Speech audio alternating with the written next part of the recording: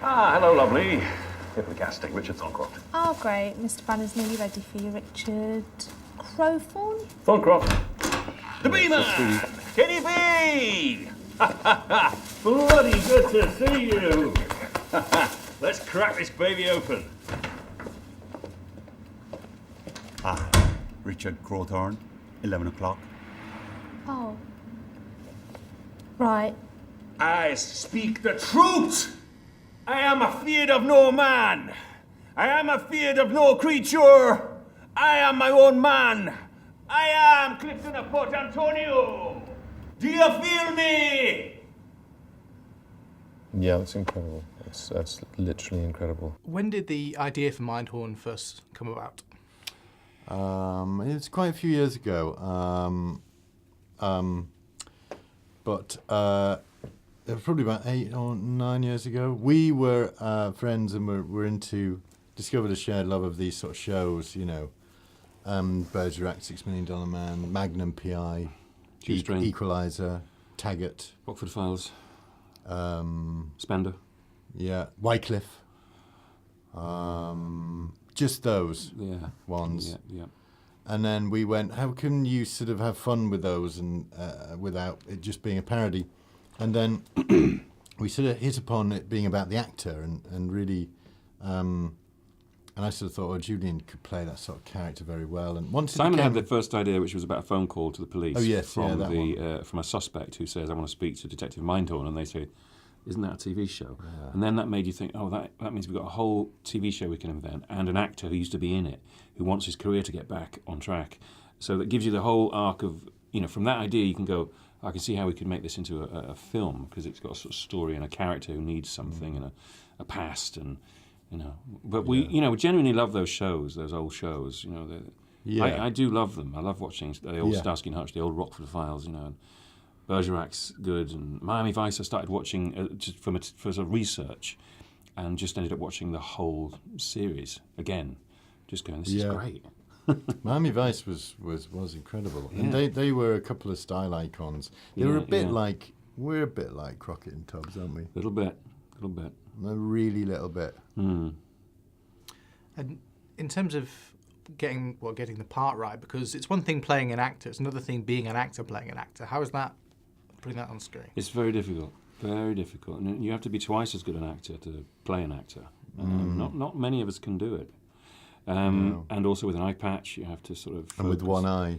It's very, very hard. You have to be 3 times as good an actor as an ordinary actor. So it's quite good fun sending yourself up as an actor, and I think that's why a lot of actors responded to the script when we sent it out to them, because they liked the idea of taking the mickey out of themselves. Yeah. I mean, the actors, we sent it out to actors initially, but before that we'd sent it out to just farmers and people like that, and they didn't respond as well to the script. They didn't see why we sent it to people at garden centres and stuff, and they went, why are you doing this? So when we had the idea to send it to actors, that's we when got the whole lots thing of great responses. It really took off, and we got responses. They sort of said, can we play a part in it? Yeah. Kenneth Branagh was up for it. He was very good. But we'd written him in the script initially. Kenny B. Yeah, the KB. Brownflake.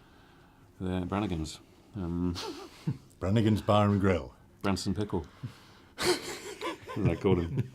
The period detail is fantastic, and it must have been great fun putting together the outfits and going back and looking through all that stuff, because it's key to get it right and it not look out of time, isn't it? Yeah, set designing was great, Peter Francis, and the costume was fantastic. They picked it up and ran with it. I had a Bergerac jigsaw of John Nettle's face, 3,000-piece jigsaw. Yeah. And so there was like 200 pieces was just his eye.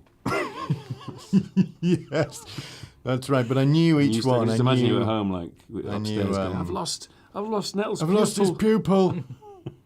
You've moved it up, Mum. You've moved up his pupil. Yeah, emptying the old Hoover bag. God, I remember those days. Looking for Bergerac's pupil. Indeed. So we knew the sort of things that we wanted, and then the art department just sort of ran with it and created this array of goods, which they kept. I think they all. Yeah, there were some tiny dolls. I thought about keeping the dolls, but then I felt like maybe there would be bad juju involved. If you can't take a tiny effigy of yourself, you shouldn't keep it in your house. Yeah. An old Cornish folk tale. I've got one of the posters of Clive, the stuntman, fighting a lion and a shark. It looked like tremendous fun to make. Was it tremendous fun to make? No, it was really awful. It sort of is fun. It's very hard. It was fun. You have to sort of, after a lot of period of time of writing it, and finally to be doing it was fun. But it was, you had realised that you had a limited time to get it right, and so there's always that chasing you as you try to find the fun within each scene. But there's always behind you this thing, this clock with teeth going, hurry up. No, we did have fun.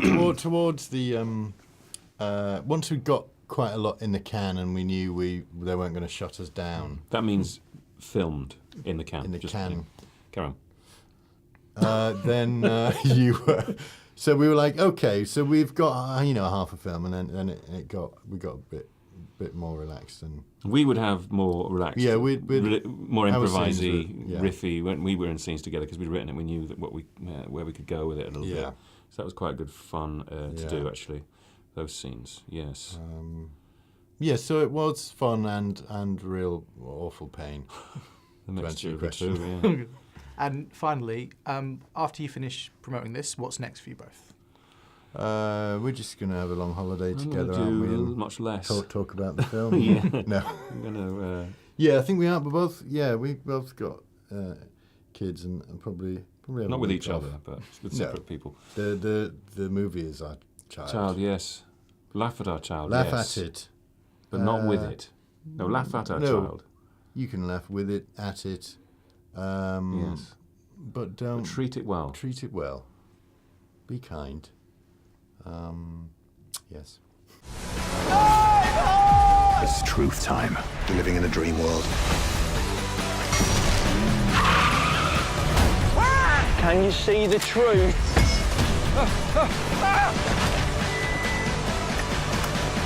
Richard. How do I look? Like you need some help? Too late. I walk alone. A young woman has been murdered. We'll hash out the details of that later. Could I get an Americano with hot milk?